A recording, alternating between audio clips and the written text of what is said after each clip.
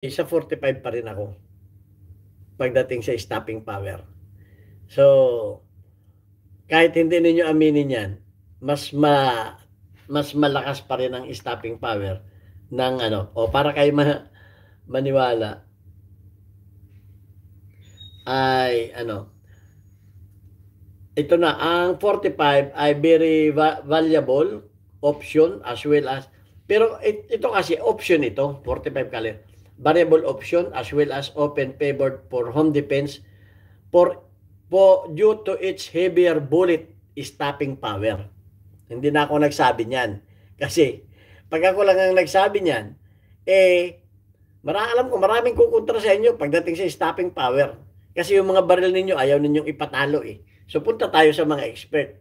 O ang sabi ng mga expert, however, so balit ang 45 ACP is very valuable option. Napaka-valuable na option ito dahil sa kanyang stopping power. Bakit ang sabi dito? Option as well as open favored for home defense due to its bullet stopping power. O pagdating sa home defense,